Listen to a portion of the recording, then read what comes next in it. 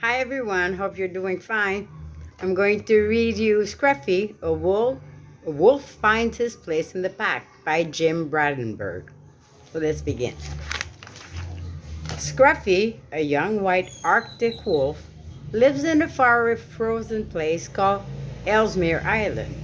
He was born the year before I arrived, so he was no longer a pup.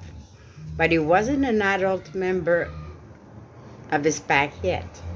If Scruffy had been human, he probably would have been called a teenager. He had a lot of the same problems people have trying to grow up, but he also had a bigger problem, staying alive.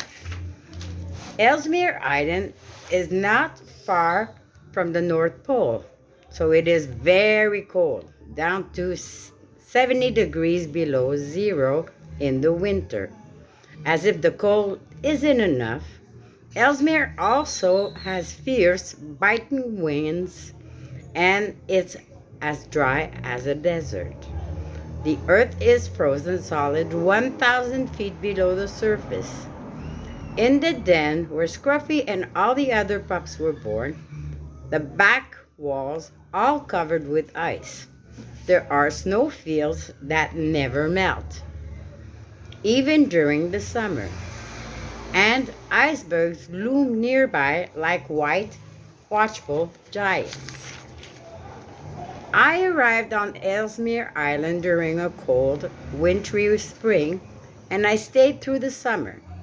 National Geographic magazine had sent me there to photograph all the Arctic animals, but my eyes and camera kept turning toward the wolves, especially Scruffy.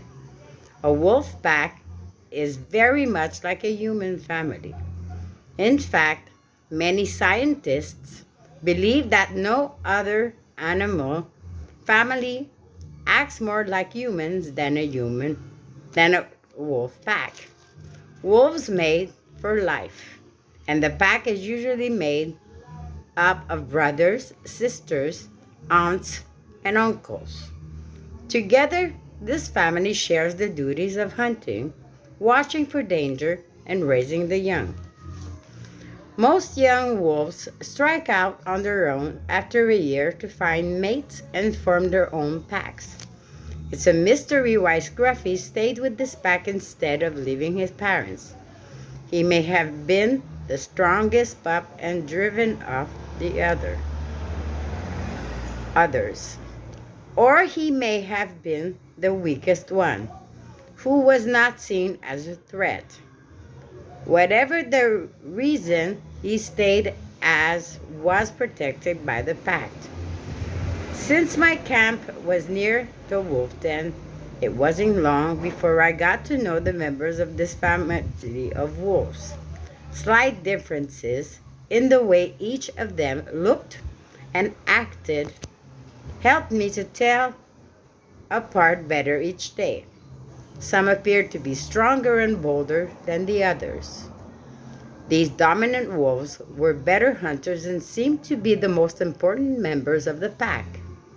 Scruffy was not one of the dominant wolves. He was timid and depended on the others to take care of him. And he was by far the messiest of the pack. That's how he got his name. The leader of a wolf pack is called the alpha male, or in some cases, the alpha female. On Ellesmere Island, the pack was led by a strong alpha pair. They were always the first to attack during a hunt and the first to eat after a kill. Until these two ate as much as they wanted, none of the other wolves could get even a scrap of food. Scruffy was the lowest ranking member of his pack. He ate last and had to beg for food. I watched him trying to get approval and affection from his superiors, but they usually beat him up instead. The more dominant wolves stood tall and moved with confidence. Their beautiful white coats bristled and their tails and ears pointed upward.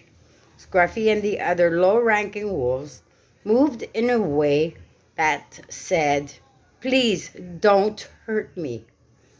They kept their bodies low to the ground, slinking and cowering. When the dominant pack members were around, Scruffy's ears flattened and his tail curled between his legs. If he got beat up, he'd soon come back for more, as though this time things would be better. But as badly as the grown-ups appeared to treat him, Scruffy seemed very lonely when the rest of the pack had gone on a hunt. He sat and howled, watching the horizon for their return. Scruffy had a goofy way about him. He was more careless than the rest of the wolves and didn't seem to have the common sense he needed. So he usually messed up when he tried to do adult tasks. He rarely went on hunts with the pack, and the few times he did, he seemed too unsure of himself to be a good hunter. One day, Scruffy wanted to eat the eggs from the nest of some Arctic birds, called long-tailed jaggers. Adult wolves helped themselves to these eggs without much trouble, but Scruffy couldn't seem to figure out how to do it. Over and over, the jaggers dive-bombed him and knocked his head with their feet. He finally gave up, with his tail between his legs and a silly, confused look on his face. But there was one thing Scruffy could do well, and it soon became clear that his role in the pack was very important. In July, 6 gray balls of fur stumbled out of the den and waddled around on oversized paws. The pups may have been big and sturdy enough to face the world outside the den, but they needed a lot of help, and Scruffy was the pups' main babysitter. I was surprised by the change in Scruffy once the pups entered the picture. When the adults left on a hunt, the babysitter was in charge. Suddenly, Scruffy became a cocky, dominant wolf. He stood and walked much taller, his tail and ears perked up. With the pups, he seemed to say, "Aha! I'm in charge now. You pups better obey or I'll beat you up." Scruffy played with the pups and took them on walks. He howled with them and wrestled. He even played tug-of-war with them using a piece of fur. Scruffy would sit there for a while, gently tugging and letting a pup feel powerful. Then he'd suddenly yank it back hard, forcing the pup to grow stronger and more alert. But Scruffy's job was not merely to play. It is a sad fact that at least half of the young wolves in this harsh climate die. So the most important task of any wolf in charge of the pups is to toughen them up, even if the methods seem terribly cruel. Scruffy turned out to be an expert bully. He growled and nipped at the pups, tackled and shook them until they yelped in pain. At last, Scruffy could be the superior one. Of course, he had to keep an eye open for the return of the pack. If he got caught acting and looking dominant, he could get punished. How did the pups feel about their babysitter? He seemed to be their hero. They watched his every move as though he were the best wolf who ever lived. While resting quietly, they sat at his feet and raised their small snouts toward his, and they obeyed him most of the time. Scruffy often helped the adult wolves teach the pups lessons in the art of becoming a wolf. One time, the alpha female brought an Arctic fox back to the den to give to the pups. Scruffy urged the pups to kill the already dead fox over and over again. In each round of this tiring game, one pup would growl, grab the fox by the throat, and shake it. The most dominant pup would eventually steal the tattered prize and run around and around, chased by the others. Life for Arctic wolves is a daily life and death struggle. Death by disease, injury, or starvation is always a threat. For those who do not know, do not work and fit together well with the others, there is no room and not enough food. In spite of all his apparent faults, Scruffy's skills as a babysitter made him valuable to the pack. By August, the first snows began to fall, and I had to pack up and leave. The pups had grown a lot, and their fur, which had been gray, was now turning white like the adults' coats for camouflage in the snow. But they still had so much to learn. I felt tremendous sadness the morning I left. How many of these pups would live? I wondered. Then I looked at Scruffy. Would he survive another winter? I returned the following May to film the pack for a National Geographic television show. I found the pack had changed in surprising ways. Another male had taken over as leader. The calm, gentle female who had been the pup's mother the year before was now the alpha female. I still thought as her as mom. Scruffy's rank in the pack hadn't changed, and neither had his role as babysitter.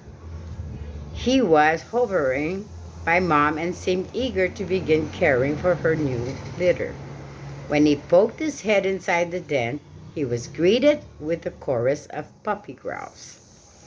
Mom was as good-natured as before. She even let me go into the den one day to take photographs of the tiny pups. I wriggled down the narrow passageway into a cool and damp room. It smelled sweetly of puppy fur. In the beam of my flashlight, I saw the four pups shivering and clinging to each other. One of them pointed its muzzle at me and growled.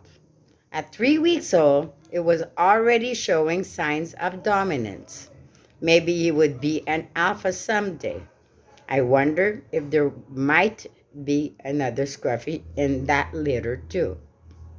As soon as I came out of the den, Mom disappeared inside to make sure everything was all right. Scruffy stayed by the entrance and kept a watchful eye on me. He looked ready to take on this new litter. He'd teach them a thing or two. When I finally had to leave several days later, Scruffy trotted along with me the whole way to the airstrip. After 3 miles, he stopped and he perked up his ears. His body pointed to a nearby herd of caribou, and he made a charge. The caribou had little trouble getting away from him, and Scruffy was soon lying on the ground, scratching.